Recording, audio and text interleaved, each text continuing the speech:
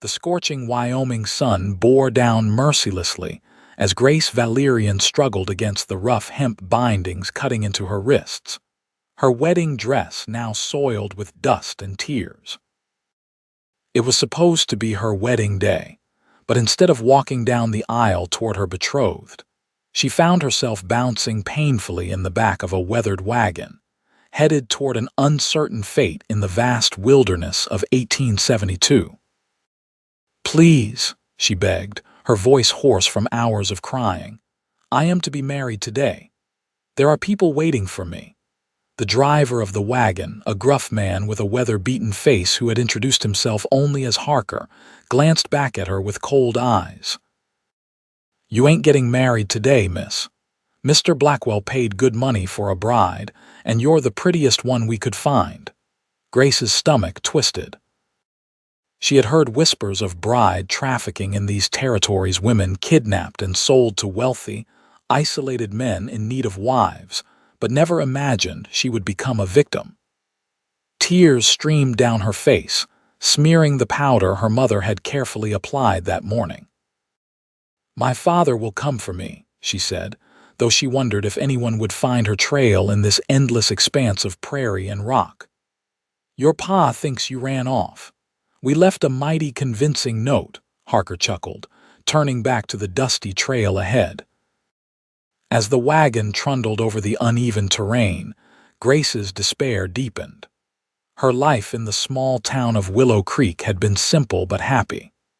At 20 years old, she had been eager to marry Thomas, the blacksmith's son, and start a life together. Now those dreams seemed as distant as the mountains looming on the horizon. The wagon rounded a bend in the trail when the thundering sound of hoofbeats approached. Grace's heart leapt with hope, perhaps a rescue. She turned her tear-streaked face toward the sound.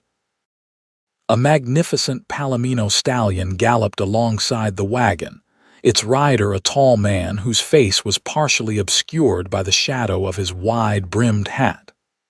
His duster coat billowed behind him like wings as he kept pace with the wagon. "Hold up there," the stranger called, his voice deep and commanding. Harker cursed and reached for the rifle beside him, but the stranger already had his Colt revolver drawn and aimed. "I wouldn't," the stranger warned. "Not unless you're eager to meet your maker today." The wagon slowed to a stop, dust billowing around them. Grace strained to see the newcomer clearly as he guided his horse closer. "What business you got with us?" Harker demanded, his hand still hovering near his weapon.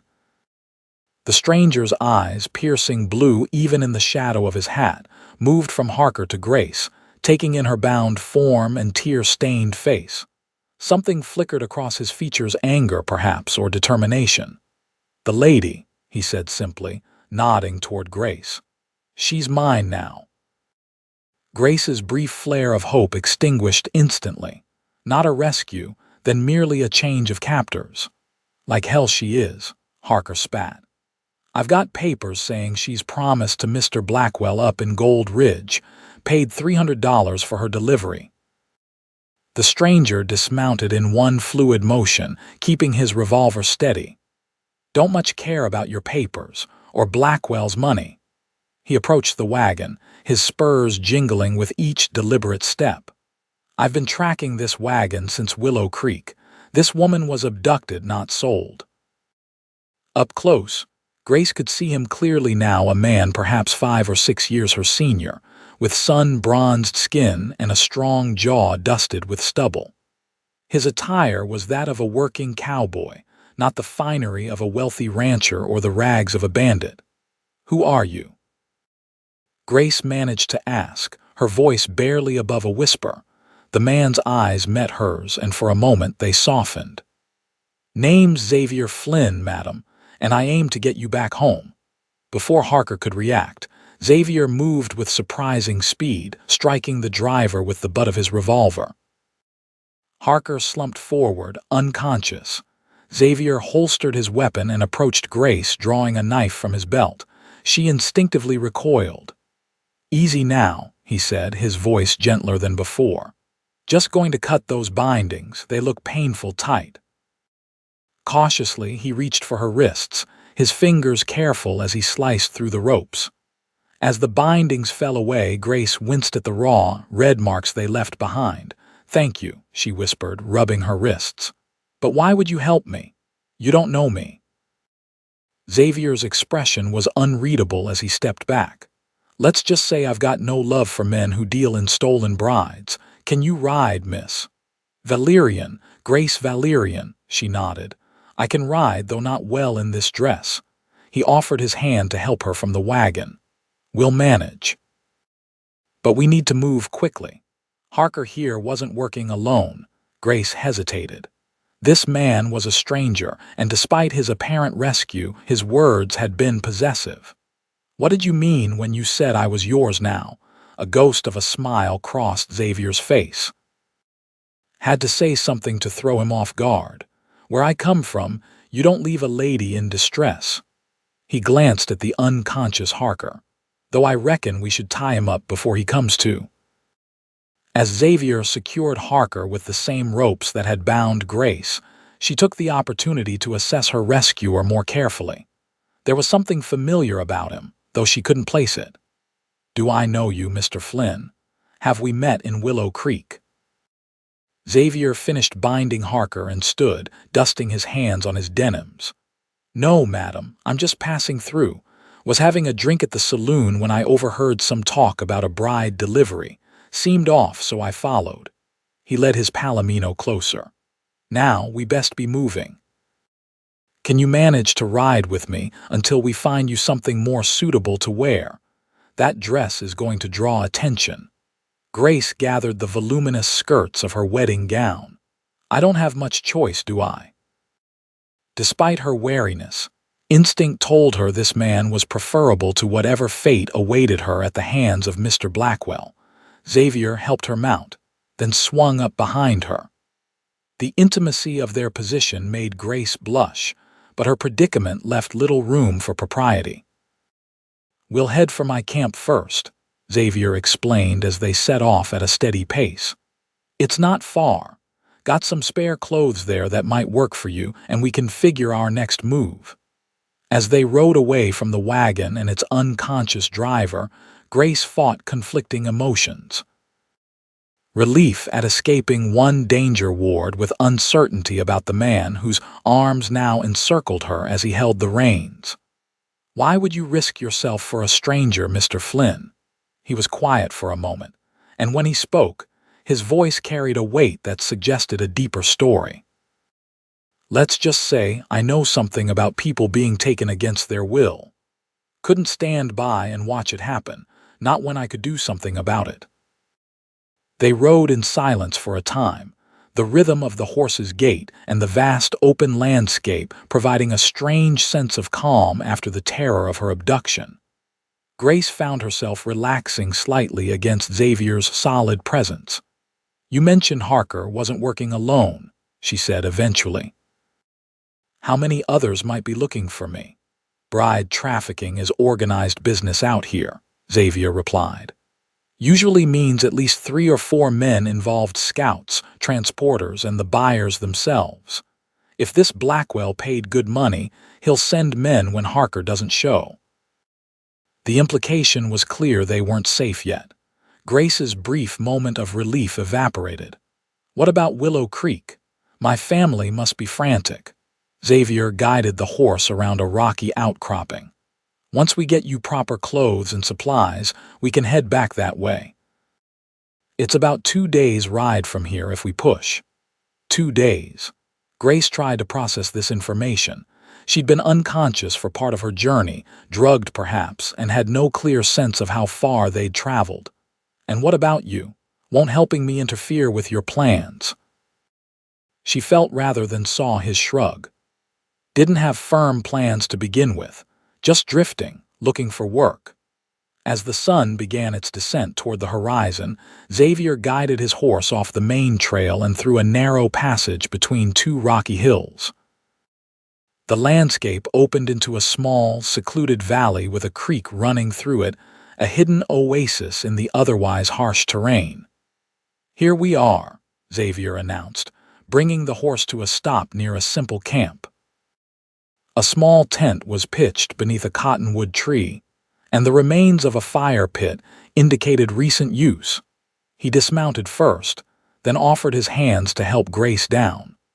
Her legs were stiff from the ride and the unaccustomed position, and she stumbled slightly as her feet touched the ground. Xavier's hand steadied her, strong and sure, then quickly released her once she found her balance. There was a respectful distance in his manner that eased some of Grace's concerns. "I've got some beans and coffee," he said, moving to rekindle the fire. "Not much of a meal, but it'll warm you up. Nights get cold out here." Grace looked down at her once beautiful wedding dress, now torn and dirty from her ordeal.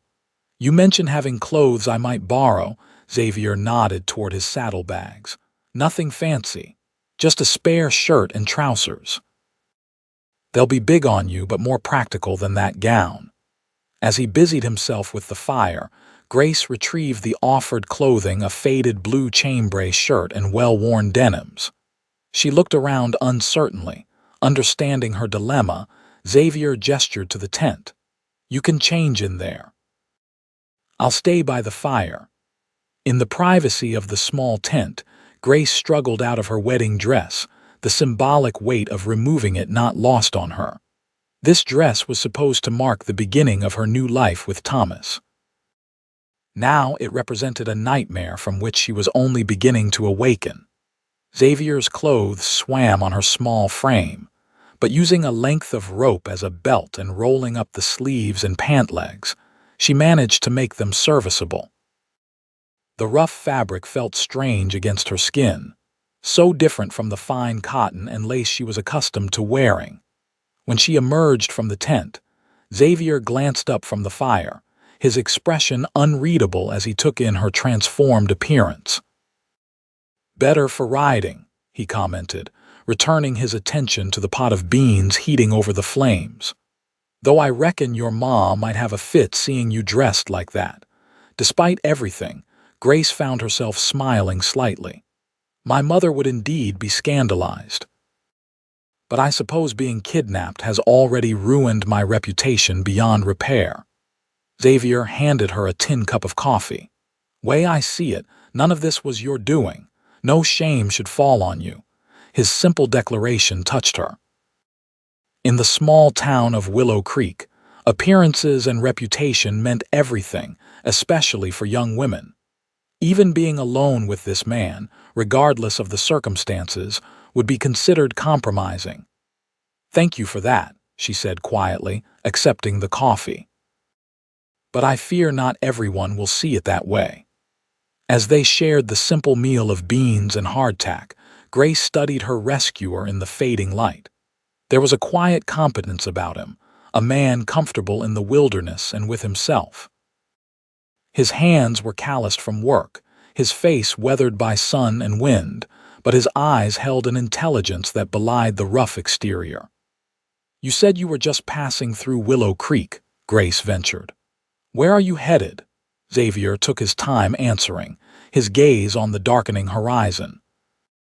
"Nowhere particular. Been working cattle drives mostly, but the season's winding down. Thought I might try my luck in the mining towns up north." "You don't have family somewhere, a home to return to?" A shadow passed over his features. "Not anymore. Been on my own since I was 17.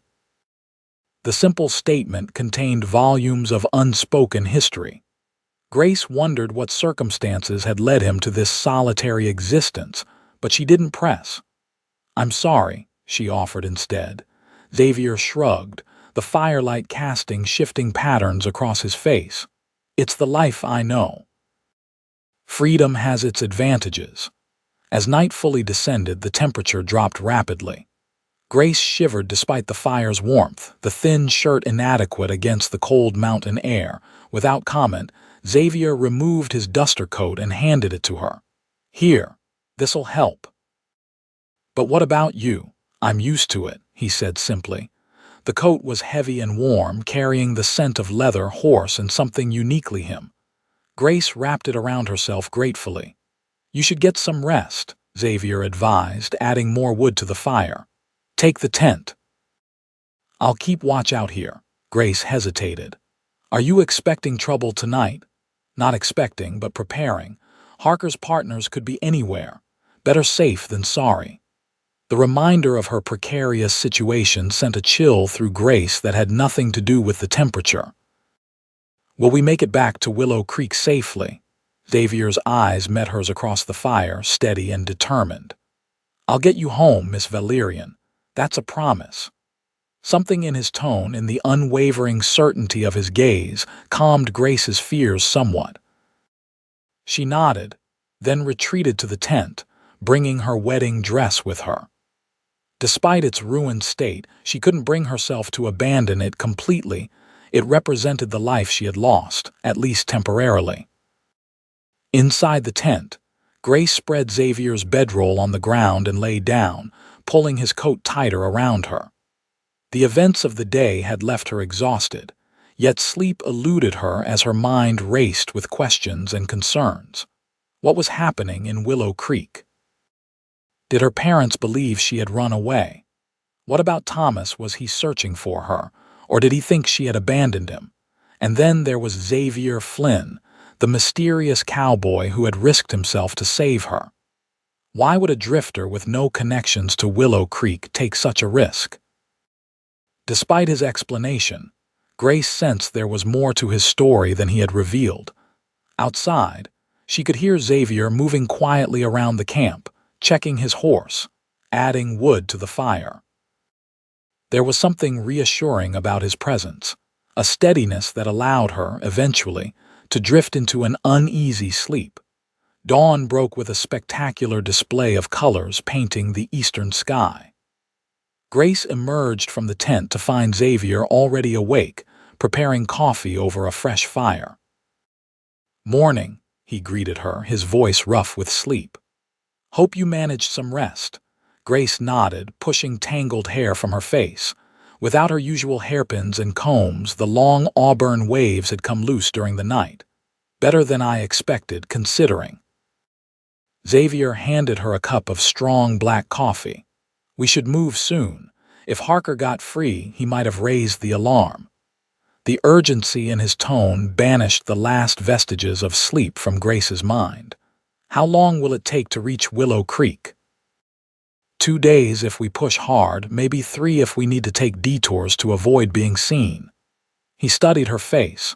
"Can you handle that pace?" Grace straightened her shoulders. "I'll manage whatever is necessary to get home." A hint of approval flickered in Xavier's eyes. "Good. Let's break camp then."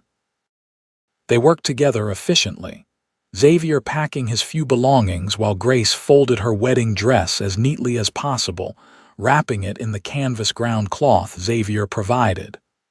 "What about your tent?" she asked as he secured their supplies to his saddle. "Leaving it. We'll travel lighter and faster without it." He glanced at the sky. "Weather looks clear anyway." Within half an hour they were mounted and moving, Grace once again seated in front of Xavier on his palomino. The horse, which Xavier called Sundance, seemed unfazed by the double burden, moving at a steady pace through the rugged terrain. As they rode, Xavier pointed out landmarks and taught Grace how to read the landscape, skills that might help her if they became separated. She listened intently, grateful for the distraction from her worries and the awkward intimacy of their shared saddle. "You know a lot about surviving out here," she observed after he explained how to find water by watching for certain types of vegetation. "Learned from necessity," he replied. "The wilderness doesn't forgive mistakes." "How long have you been living this way?" Xavier was quiet for a moment, as if calculating. "About 8 years now. Started working cattle drives when I was 18, been moving around ever since." "That sounds lonely," Grace said without thinking, then immediately regretted her words. "I'm sorry, that was presumptuous." "No need to apologize for speaking your mind," Xavier said, his voice carrying no offense. "And you're not wrong. It can be lonely. But there's a kind of peace in it too, answering to no one, going where the wind takes you." Grace tried to imagine such an existence, so different from her structured life in Willow Creek, with its social expectations and constant scrutiny. I don't think I could live that way. I've always been surrounded by family and friends. Different lives suit different people, Xavier said simply. They rode in companionable silence for a time.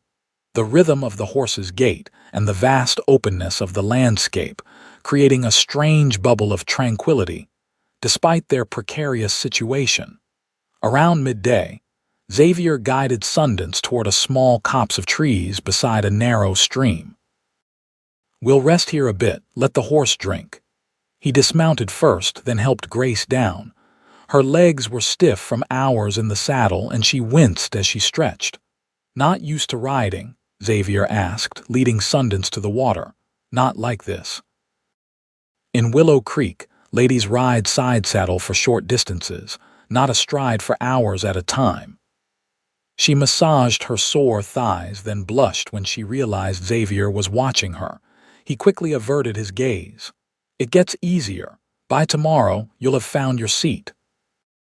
While the horse drank, Xavier produced jerky and hardtack from his saddlebags. "Not much of a meal, but it'll keep our strength up." Grace accepted the offerings gratefully. "I'm not complaining. Without you, I'd likely be facing a much worse fate right now." Xavier's expression darkened. "This Blackwell who paid for you, do you know anything about him?" Grace shook her head. "Nothing. I'd never even heard the name until Harker mentioned it yesterday. Likely a mining baron or cattle king. Men with money and power who can't find willing wives often resort to buying them." Xavier's voice held tightly controlled anger. "Some of these women are treated well enough, but others—" He didn't finish the thought, but Grace understood the implication. She shuddered. "How common is this bride trafficking?" she asked quietly. "Too common. The territories have far more men than women, and some get desperate." Xavier tossed a stick into the stream, watching it float away. "I've come across 3 similar situations in the past year alone." Grace stared at him. "You've rescued other women from this fate." Xavier's expression grew uncomfortable under her scrutiny. "Helped where I could, not always successfully." Before Grace could question him further, Xavier stiffened, his head turning sharply toward the direction they had come from. Riders coming, at least 3 moving fast. Fear surged through Grace. Harker's men, likely. Xavier was already on his feet, gathering their few belongings. "Into the trees. Quick now." He grabbed Sundance's reins and led both horse and woman deeper into the small grove. The trees weren't dense enough to hide them completely, but provided some cover as Xavier sought the thickest part of the copse. "Stay low," he instructed, helping Grace into a crouching position behind a fallen log. He removed his rifle from its saddle scabbard and checked that it was loaded, then drew his revolver and handed it to Grace. "Ever fired one of these?" She shook her head, eyes wide as she stared at the weapon. "Simple enough. Point and pull the trigger. Only use it if absolutely necessary, if they find you and I'm not able to help." His eyes held hers intently. "Understand." Grace nodded, her throat too dry to speak. The weight of the revolver felt alien and frightening in her hands. Xavier patted Sundance's neck, calming the horse. "Good boy. Stay quiet now." Within minutes, the sound of approaching horses grew louder. Grace's heart pounded so violently she feared it might be heard by the riders. Xavier crouched beside her, tense and alert, rifle ready. Through gaps in the foliage, they could see 3 men on horseback approach the stream where they had just been resting. One was Harker, his face bruised from Xavier's blow the previous day. The other 2 were rough-looking men with rifles at the ready. "They were here," Harker said, dismounting to examine the ground. "Tracks are fresh." One of the other men spat tobacco juice onto the ground. "Can't have gone far on one horse carrying double. Which way they headed?" Harker pointed downstream. "Looks like they followed the water that way." "Trying to hide their trail, maybe." "Smart move," the third man commented. "But not smart enough. Blackwell's offering $500 now for the girl and another $200 for the cowboy's head. Grace stifled a gasp. Xavier's hand settled on her arm, a gentle pressure urging silence. "Let's move," Harker ordered. "I want that girl back before nightfall, and I owe that cowboy for what he did." The men mounted up and rode along the stream in the direction Harker had indicated away from where Xavier and Grace were hiding. They remained frozen in place for several long minutes after the riders disappeared from view, listening intently for any sign they might return. "They'll realize their mistake eventually," Xavier whispered, "but this gives us a head start. We need to move in a different direction, head west for a while, before turning north toward Willow Creek." Grace handed the revolver back to Xavier with evident relief. $700 is a lot of money. They won't give up easily, will they? "No," Xavier admitted, holstering the weapon. "But neither will I." There was a quiet determination in his voice that both reassured and intrigued Grace. This man was risking not just inconvenience but his very life for her, a stranger until yesterday. "Why?" she asked suddenly. "Why go to such lengths for someone you don't even know?" Xavier was checking Sundance's saddle, making sure everything was secure before they set off again. He paused at her question, his back to her. "I told you I don't hold with women being taken against their will." "There's more to it than that," Grace pressed. "Most men would look the other way, especially with such danger involved." Xavier turned to face her, his expression guarded. "You're right, there is more." He hesitated, then continued. "I had a sister, Emily. 4 years ago, she was taken by men like Harker promised as a bride to some rancher up in Montana Territory." Grace's heart sank. "What happened to her?" "I tracked them for weeks, found her eventually." His voice grew tight. "Too late. The man who bought her was cruel when she tried to escape." He couldn't finish. "I'm so sorry," Grace whispered, understanding now the depth of his commitment to her rescue. Xavier nodded once, acknowledging her sympathy but clearly uncomfortable with having revealed so much. "We should move. Can you ride a bit longer today? We need to put distance between us and them." "Of course," Grace agreed, pushing aside her own discomfort at the thought of more hours in the saddle. Xavier's sacrifice demanded no less from her. They mounted up again, but this time Xavier directed Sundance away from their planned route, heading west through increasingly rocky terrain where their tracks would be harder to follow. The afternoon stretched into evening, the sun beginning its descent behind the mountains. Xavier pushed their pace, only stopping briefly to rest the horse and stretch their legs. Grace didn't complain, though every muscle in her body protested the unaccustomed exertion. As dusk approached, Xavier finally guided Sundance into a narrow canyon, following it until they reached a small plateau sheltered by overhanging rocks. "We'll camp here tonight," he announced, dismounting stiffly. "No fire. Can't risk the smoke being seen."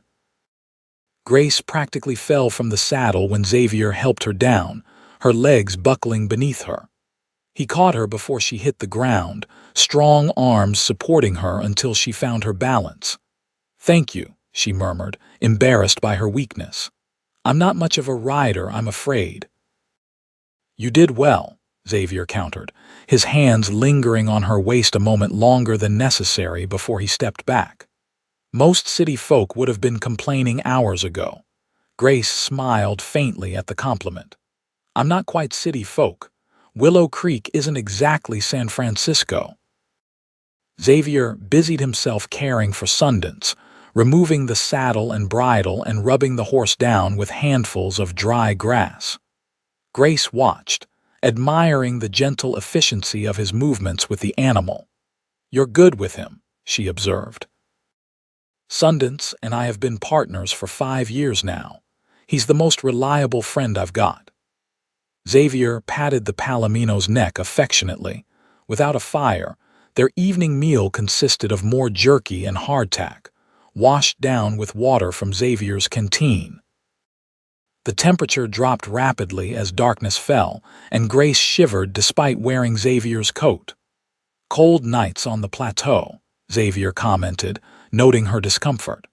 "We'll need to share warmth to get through till morning." Grace felt heat rise to her cheeks at the implication.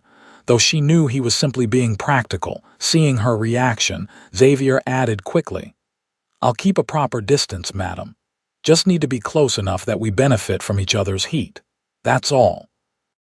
He spread his bedroll on the ground and arranged their saddlebags as makeshift pillows. Then, with careful propriety, he indicated that Grace should lie down first, positioning herself at one edge of the blanket. Once she was settled, Xavier lay down beside her, leaving as much space between them as the narrow bedroll allowed. He placed his rifle within easy reach and pulled the second blanket over both of them. "Try to get some sleep," he advised. "Tomorrow will be another long day." Despite her exhaustion, Grace found sleep elusive. The strange intimacy of lying beside a man she barely knew, even with proper space between them, was disconcerting. More than that, her mind raced with thoughts of home, of Thomas waiting at the altar, of her parents' worry. "Mr. Flynn," she whispered after a long silence. "Are you awake?" "Yes, Miss Valerian," came his immediate response. Do you think Thomas will still want to marry me after all this?" Xavier was quiet for a moment. "If he's a man of character, he'll understand none of this was your doing." "But I've been alone with you for days. In my mother's eyes, that alone would make me compromised." Xavier shifted slightly beside her. "I can speak to your parents, explain the circumstances, make it clear your virtue remains intact." Grace smiled sadly into the darkness. "That's kind of you. But in a small town like Willow Creek, perception often matters more than truth. Then perhaps Thomas will surprise you with his understanding." "Perhaps," Grace agreed, though doubt colored her voice. They fell silent again, the only sounds the occasional snort from Sundance and the distant call of a coyote. "Xavier." She used his given name without thinking. "Yes, thank you. Not just for rescuing me, but for treating me with respect through all of this." In the darkness, she couldn't see his expression, but his voice was gentle when he replied, "You deserve nothing less, Grace." The simple statement and the use of her first name sent an unexpected warmth through her that had nothing to do with the shared blanket. Gradually, lulled by exhaustion and the rhythm of Xavier's steady breathing beside her, Grace drifted into sleep.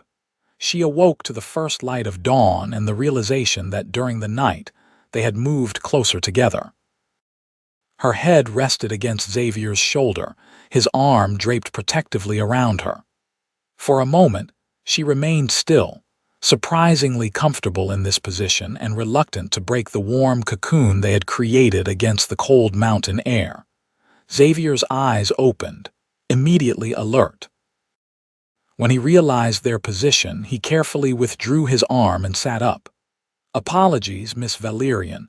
Must have happened in our sleep." "No apology needed," Grace assured him, sitting up as well and trying to tame her wild hair with her fingers. "It was cold." Xavier nodded, rising to check on Sundance while Grace used a small amount of their water to wash her face and hands, grateful for even this minimal opportunity to refresh herself. Their breakfast was the same as dinner: jerky and hardtack, but Xavier promised a more substantial meal if they could safely build a fire that evening. "We'll take a different route today," he explained as they prepared to depart. "Head north through the foothills. It's rougher terrain but less likely to be watched." Grace nodded, steeling herself for another day in the saddle. "How far are we from Willow Creek now? If we make good progress today, we should reach it by tomorrow afternoon." Xavier helped her mount Sundance, then swung up behind her. "Think your Thomas will have a search party out looking for you?" The question carried a hint of something Grace couldn't quite identify. "I hope so, though they'd likely be searching in the wrong direction if they believed I ran away." Xavier clicked his tongue, urging Sundance forward. Well, we'll find out soon enough. They rode in silence for a time, each lost in their own thoughts. The terrain gradually changed as they moved into the foothills, becoming more wooded and providing better cover. Xavier seemed to relax slightly as the forest thickened around them. "Less likely to be spotted here," he explained when Grace remarked on his changed demeanor, "and more places to hide if necessary." Around midday, they stopped to rest near a small mountain lake. Grace's muscles protested less today as she dismounted. Either she was adapting to the riding or was simply too numb to feel the discomfort anymore. While Sundance drank from the lake, Xavier scanned their surroundings carefully. "Seems quiet enough. Might risk staying here a bit longer. Let you stretch your legs properly." Grace gratefully accepted the opportunity, walking slowly around the lake's edge to work the stiffness from her limbs. The scenery was breathtaking, clear water reflecting the surrounding pines and the blue sky above, mountain peaks visible in the distance. "It's beautiful here," she remarked when Xavier joined her. "Peaceful," he nodded, his gaze taking in the landscape. "One of the things I love about this life, getting to see places like this that most folks never will." "I can understand the appeal," Grace admitted, "though I'd miss having a permanent home, I think." "Home isn't always a place," Xavier said thoughtfully. "Sometimes it's people. Sometimes it's just a feeling you carry with you." The observation surprised Grace. It seemed too poetic for the practical cowboy she was coming to know. "Is that what you have? A feeling of home you carry?" Xavier skipped a stone across the lake's surface, watching it bounce 4 times before sinking. "Used to. Not so much anymore." There was such loneliness in those simple words that Grace felt an unexpected surge of compassion for this solitary man. Despite his competence and strength, there was a wounded quality to Xavier Flynn that called to something within her. "Perhaps you'll find it again someday," she offered quietly. He gave her a sidelong glance, his expression unreadable. "Perhaps." They resumed their journey after the brief rest, pushing steadily northward through increasingly familiar territory to Grace. By late afternoon, she recognized landmarks she had seen on previous outings from Willow Creek. "We're getting close to areas I know," she told Xavier, excitement coloring her voice. "That rock formation, their locals call it Eagle's Perch. It's only about 15 miles from town." Xavier nodded but didn't share her enthusiasm. "We'll need to be careful approaching town. Harker and his men might expect us to head there." The reminder of the danger still pursuing them sobered Grace. "What will you do after? After you've returned me home?" Xavier was silent for a long moment. "Move on, I suppose. Head north like I planned. Alone. That's how I travel best." His tone discouraged further questions on the subject. They rode until dusk, making camp in a sheltered grove that offered good visibility of the surrounding area. True to his promise, Xavier built a small, controlled fire that allowed them to heat beans and coffee, a feast compared to their previous meals.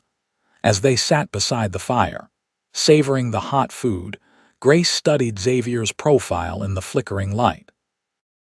Tomorrow they would reach Willow Creek, and this strange interlude in her life would end. She would return to her family, to Thomas, to the life that had been interrupted so violently, and Xavier would ride away, continuing his solitary existence. The thought brought an unexpected pang of regret. In just 2 days, this man had risked his life for her, treated her with unfailing respect, and shared parts of himself that she suspected few others had seen. "What will you tell your family?" Xavier asked suddenly, breaking into her thoughts. "About what happened?" Grace considered the question carefully. "The truth, I think, that I was abducted and rescued by a kind stranger who asked for nothing in return." Xavier poked at the fire with a stick. "And Thomas, the same. He deserves the truth as well. And if your return changes things between you," Grace stared into the flames. It was a question she had been avoiding in her own mind. Then I'll face that when it comes. But Thomas is a good man. I believe he'll understand. Xavier nodded slowly. I hope you're right. The conversation lapsed into silence as they finished their meal. Eventually, Xavier suggested they should sleep, and once again they shared his bedroll for warmth, though both were careful to maintain a proper distance initially. In the quiet darkness, Grace found herself more reluctant than ever to reach Willow Creek.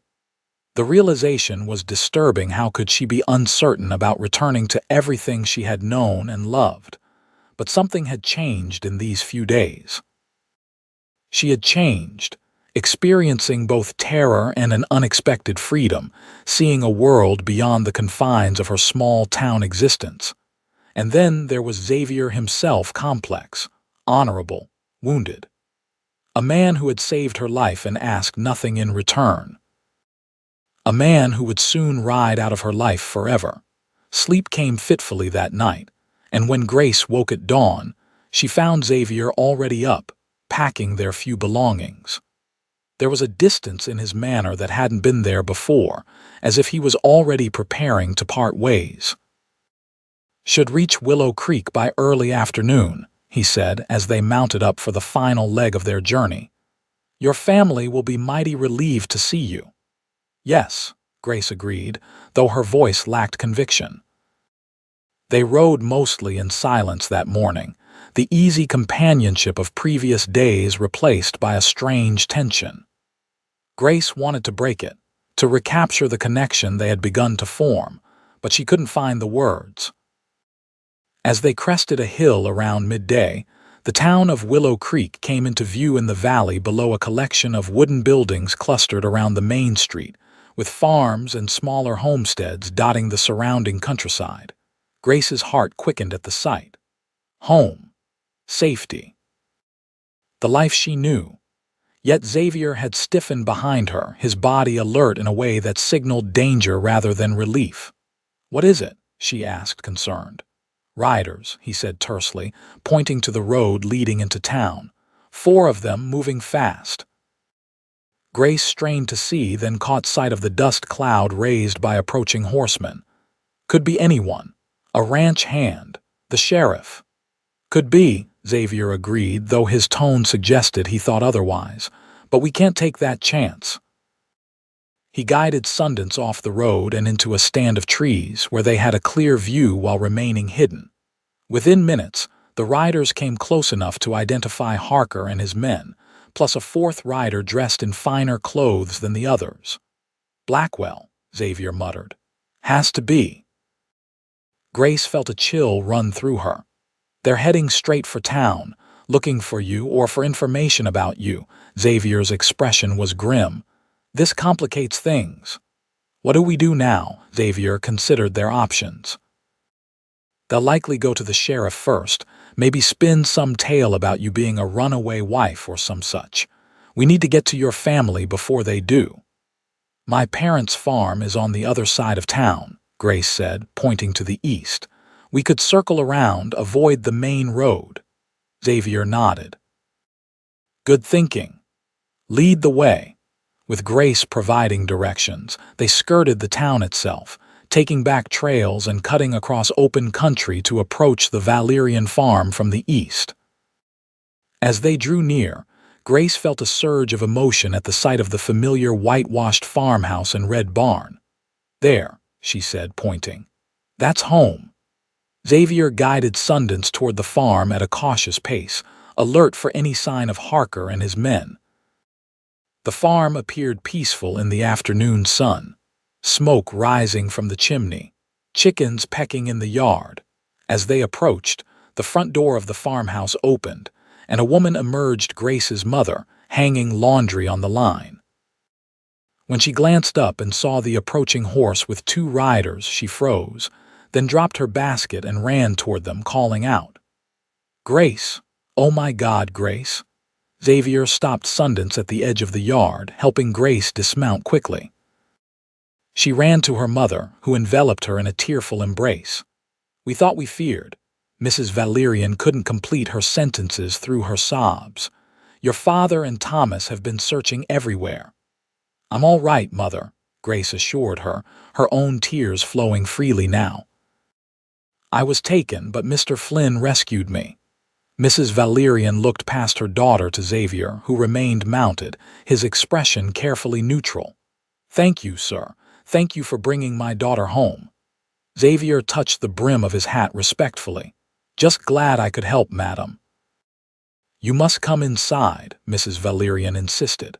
"My husband will want to thank you properly when he returns." Xavier hesitated, glancing toward town. "Madam, there are men looking for your daughter, dangerous men. They've likely reached town by now." Mrs. Valerian's face paled. "What men? Why?" Grace quickly explained about Harker, Blackwell, and the bride trafficking operation. Her mother listened with growing horror. "We need to get word to Father and Thomas," Grace concluded. "Warn them about these men." "Your father went to the logging camp to extend the search," Mrs. Valerian said. "Thomas is with Sheriff Miller today. They've been searching in shifts since you disappeared." Xavier dismounted, his decision made. "I'll ride into town, find Thomas and the sheriff. You ladies stay here, bolt the doors." "No," Grace protested, stepping away from her mother. "It's too dangerous." "Harker knows your face. He wants you dead." "Better me than them coming here looking for you," Xavier countered. Mrs. Valerian looked between them, sensing something in their exchange that went beyond the immediate danger. "Mr. Flynn, at least come inside briefly. Take some food and water before you go." Xavier relented, following the women into the farmhouse after securing Sundance to the hitching post. Inside, the familiar surroundings of home struck Grace with their ordinariness after the extraordinary events of the past days, while Mrs. Valerian busied herself preparing food for Xavier. Grace found herself standing awkwardly with him in the kitchen, acutely aware that their journey together was ending. "You should change clothes," Xavier suggested, gesturing to the oversized shirt and trousers she still wore. "Your mother probably has a proper dress you can borrow." Grace nodded, reluctant to leave but knowing he was right. "I'll be quick." In her parents' bedroom, she found one of her mother's dresses, a simple blue calico that was slightly too large but far more appropriate than Xavier's clothes. As she changed, she caught sight of herself in the mirror and barely recognized the woman who stared back, tanned by the sun, hair wild and free, eyes holding an experience and maturity that hadn't been there days ago. When she returned to the kitchen, Xavier was eating the bread and stew Mrs. Valerian had provided, his hat resting on the table beside him. He looked up as Grace entered, and something flickered in his eyes, appreciation, perhaps, or regret. "Better," he said simply, returning to his meal. Mrs. Valerian bustled about, asking questions about their journey that Grace answered as truthfully as possible, though she omitted certain details like sharing Xavier's bedroll for warmth that would only distress her mother. Too soon, Xavier pushed back from the table and reached for his hat. "I should get going. Need to reach town before Harker and his men cause trouble." Mrs. Valerian packed him some food for the journey, thanking him again with tears in her eyes. "We can never repay what you've done, Mr. Flynn." "No payment necessary, madam," Xavier assured her. "Just doing what any decent man would do." Grace followed him outside to where Sundance waited patiently. The moment of parting had arrived, and she found herself struggling for words. "Xavier," she began, using his first name deliberately, "I don't know how to thank you properly." He adjusted Sundance's saddle, not meeting her eyes. "Like I told your mother, no thanks needed. Will you at least come back, after you've spoken to the sheriff? Let us know what happened." Xavier finally looked at her, his blue eyes intense. "Probably best if I don't, Grace. Your life is here with your family, with Thomas. My being around would just complicate things."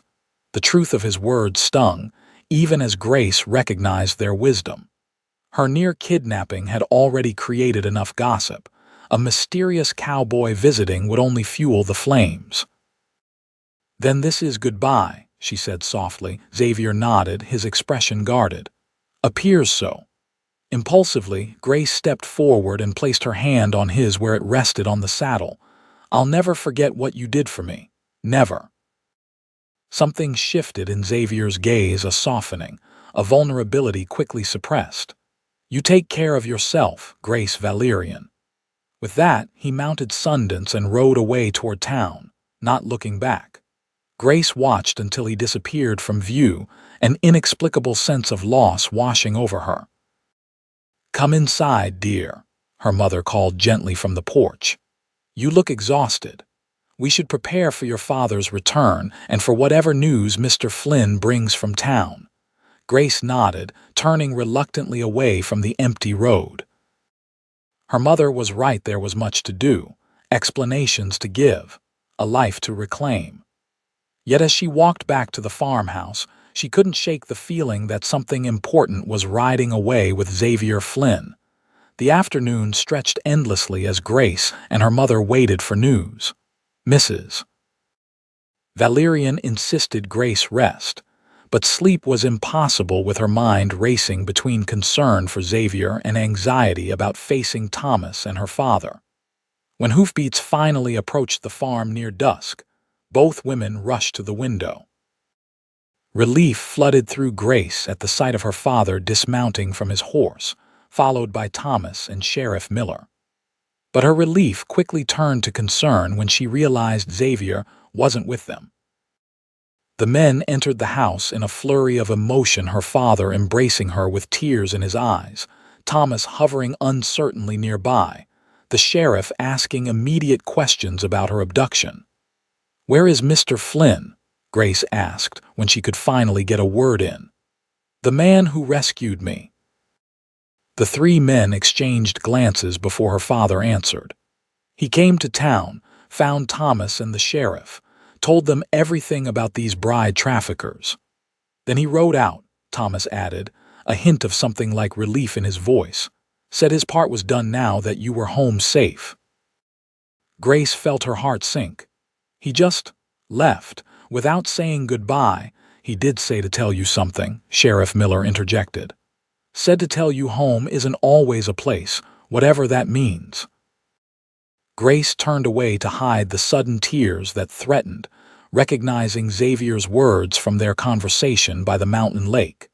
The sheriff continued, unaware of her reaction. "We caught two of those traffickers in town, this Harker fellow and one of his men. The other two, including this Blackwell character, escaped when they realized we were onto them." "Are they still a danger to Grace?" Mrs. Valerian asked worriedly. "Doubtful," the sheriff assured her. "With their operation exposed, they'll likely move on to easier hunting grounds.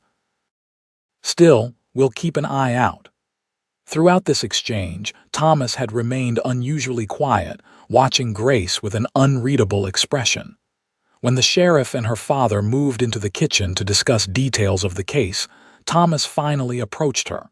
"Grace," he began hesitantly, "I need to ask, during your time with this cowboy." Grace stiffened. "He saved my life, Thomas. He treated me with nothing but respect." "I'm not accusing," Thomas backpedaled quickly. "It's just people will talk. 3 days alone with a stranger."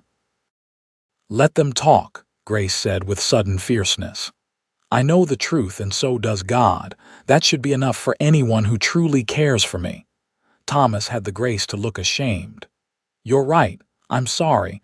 It's been a difficult few days, thinking I'd lost you." His apology softened Grace's anger, reminding her that Thomas had suffered too during her absence. "I understand. It's been difficult for all of us." Thomas took her hands in his expression earnest. "The wedding we can reschedule whenever you're ready. Take all the time you need." Grace looked down at their joined hands, remembering how differently Xavier's touch had felt. The comparison was unfair to Thomas, yet she couldn't help it.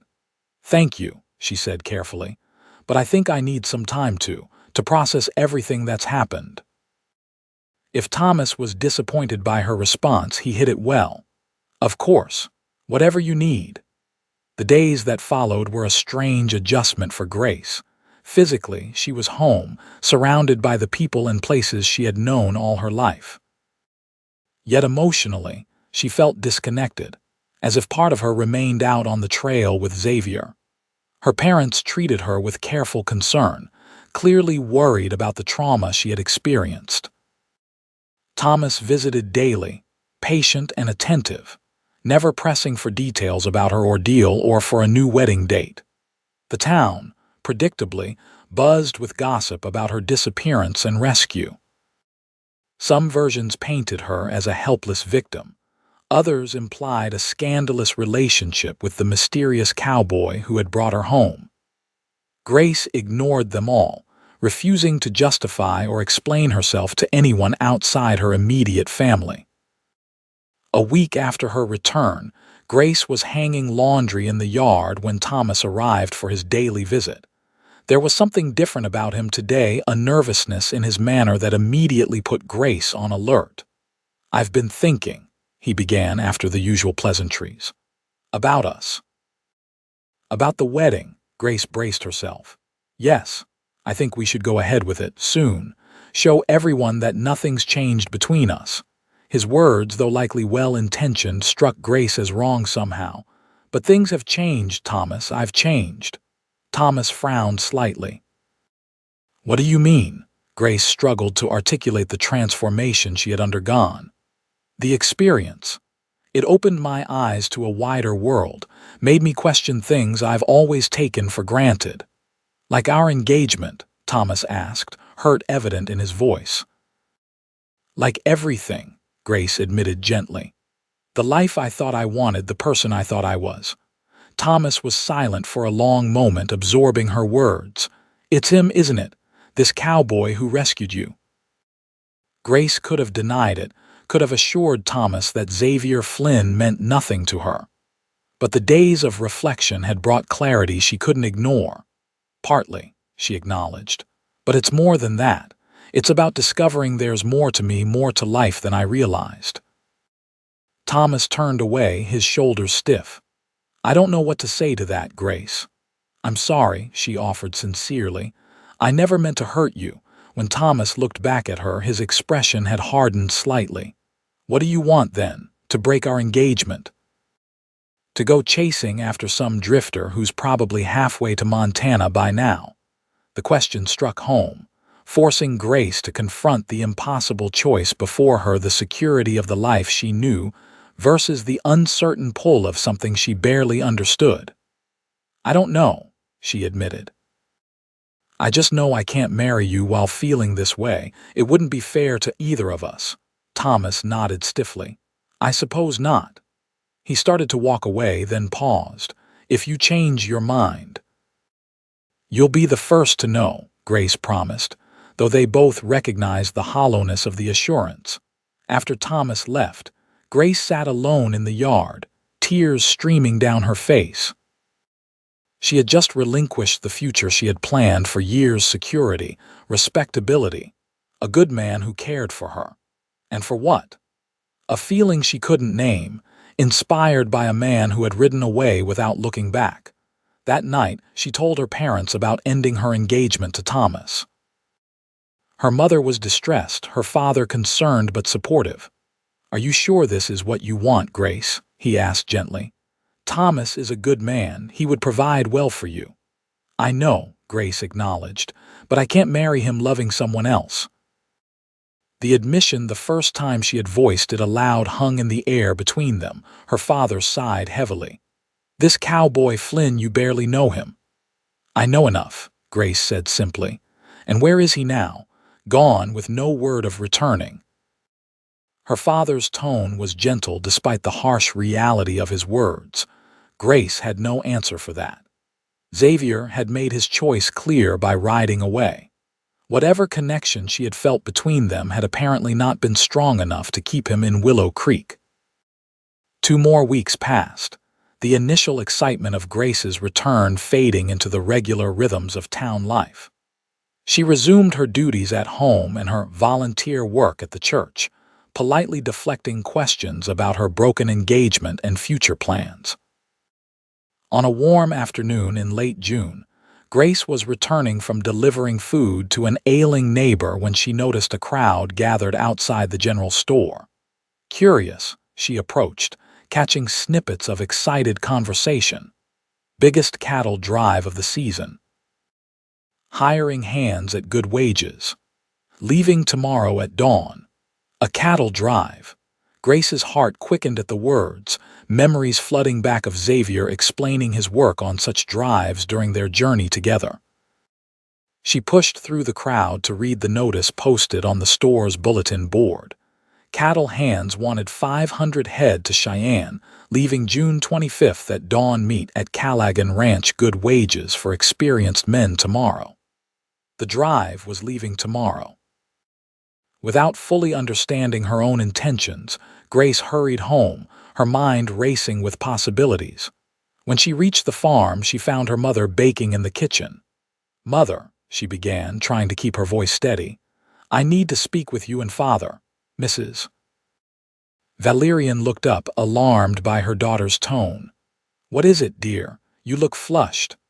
"I'll explain when Father's here too. Is he in the barn?" When both her parents were seated at the kitchen table, Grace took a deep breath and plunged forward with the decision she had only just realized herself. "I'm leaving tomorrow," she announced. "There's a cattle drive heading to Cheyenne, and I'm going to follow it." Her parents stared at her in shock. "Have you lost your mind?" her mother finally exclaimed. "Young women don't follow cattle drives. I'm not going as a drover," Grace clarified.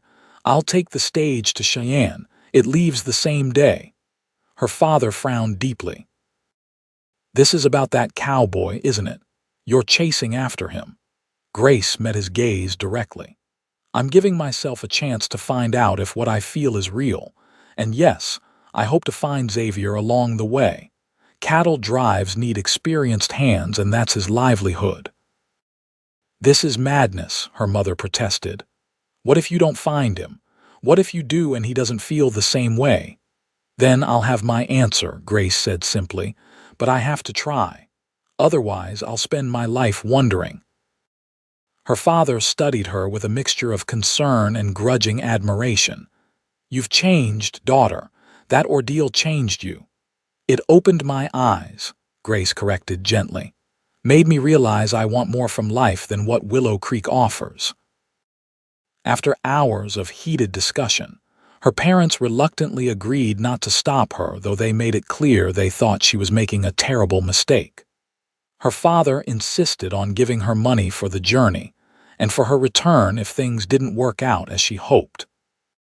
The next morning, Grace boarded the stagecoach to Cheyenne with a single valise containing her most practical clothes and a few keepsakes.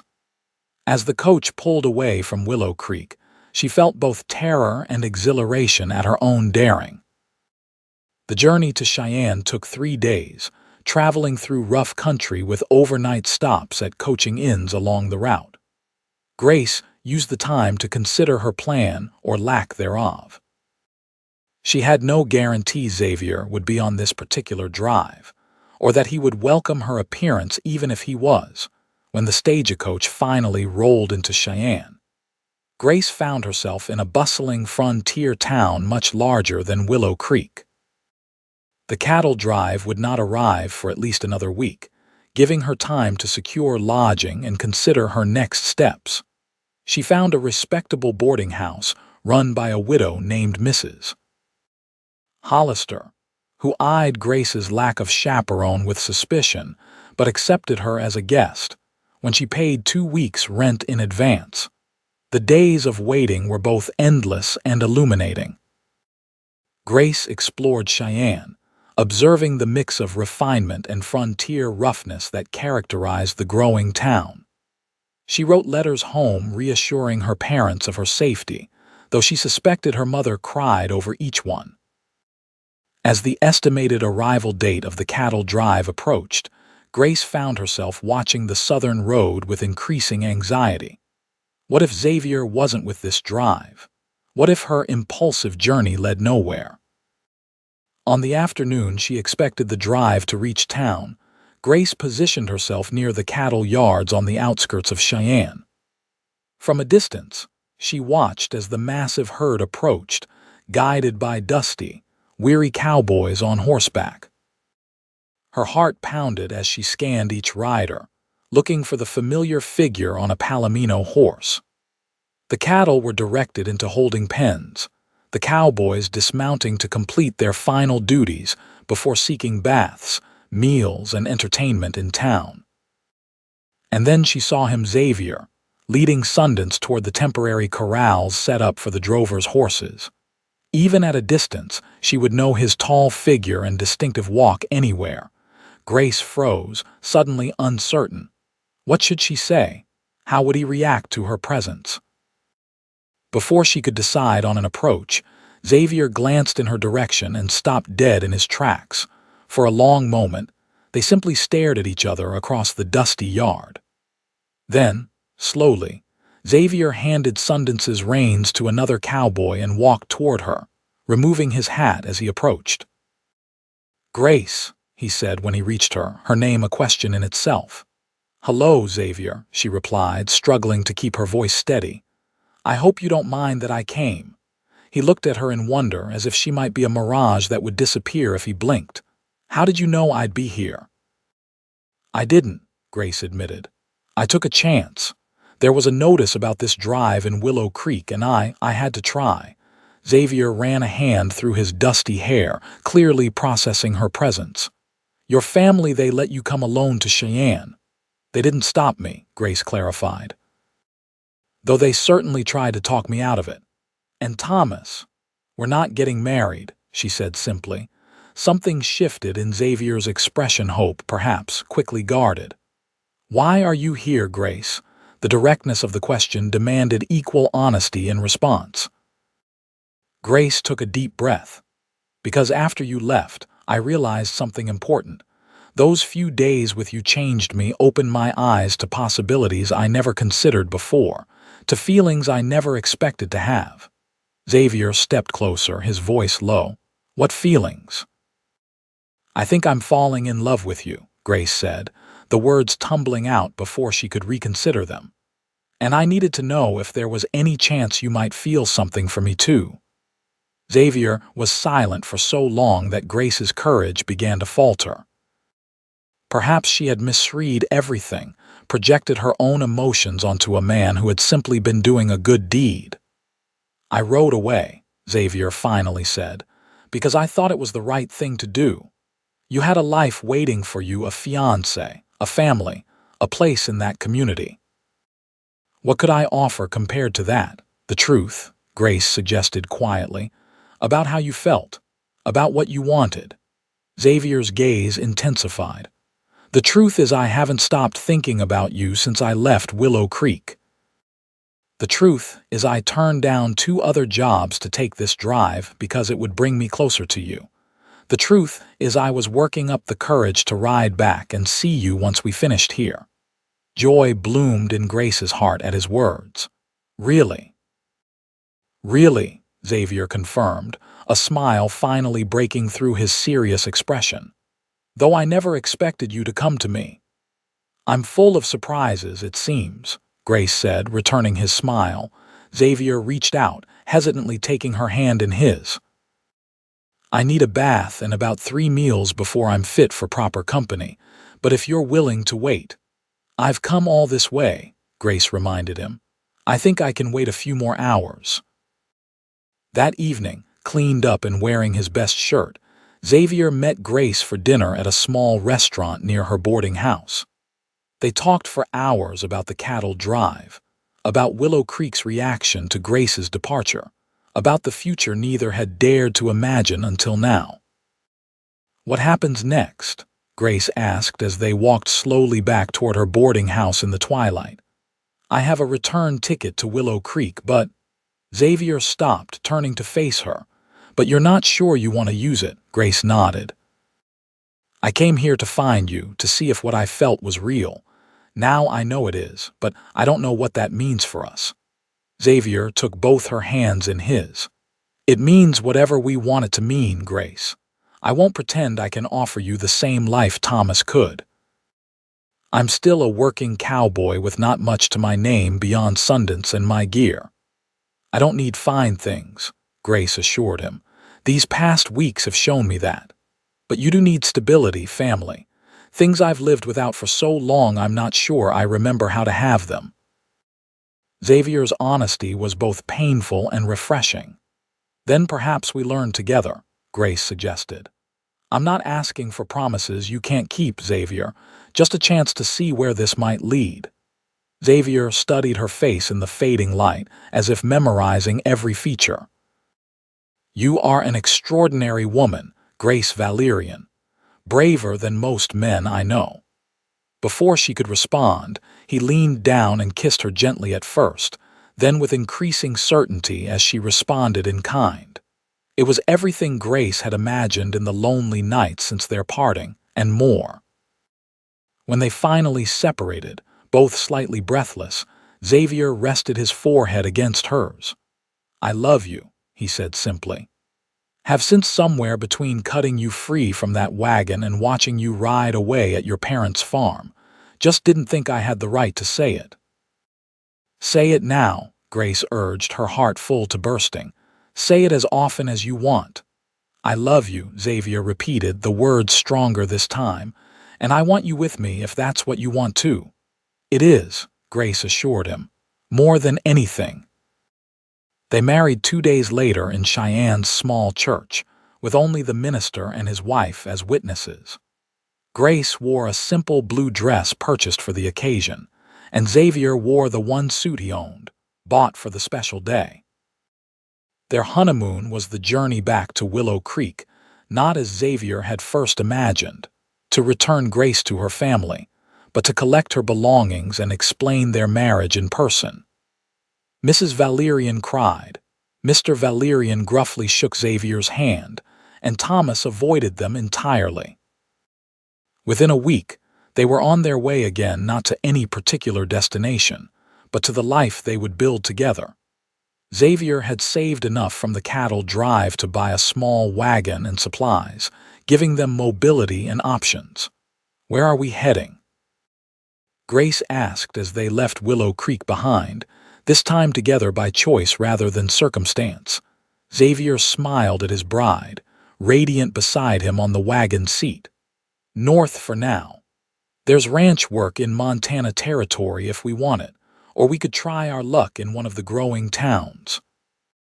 "I don't care where," Grace said, leaning against his shoulder, "as long as we're together." Xavier placed his arm around her, pulling her close. "Together it is, then, for as long as you'll have me." "Forever," Grace promised, tilting her face up for his kiss. "Forever sounds about right." And as they traveled onward toward their shared future, Grace thought about how strangely life could turn, how a moment of terror, being bound in a wagon and weeping, had led her to this perfect happiness with the man who had claimed her with the words, "She's mine now," never knowing how true those words would eventually become. 5 years later, Xavier and Grace Flynn stood on the porch of their small ranch house in Montana Territory, watching their 3-year-old daughter Emma chase butterflies in the yard while baby James slept in Grace's arms. "Happy?" Xavier asked, his arm around his wife's waist. Grace looked up at him, the love in her eyes as strong as the day they wed in Cheyenne. "More than I ever imagined possible." And she was. They had built a life together, not always easy, but always theirs. Xavier had used his knowledge of cattle and horses to secure work with a large ranch initially, then saved enough to purchase their own modest spread. Grace had learned ranching alongside him, while also establishing herself as a skilled seamstress whose work was sought after by families throughout the valley. Their home wasn't grand, but it was filled with love and laughter. And each night, when the children were asleep and they held each other close, both remembered the strange twist of fate that had brought them together, a bride bound in a wagon, a cowboy's fateful intervention, and the courage to follow their hearts despite all obstacles. "I love you, Xavier Flynn," Grace whispered, as she did every night. "And I love you, Grace Flynn," he always replied. "You're mine now." It had started as words meant to deceive a kidnapper. It had become the truth that defined their lives.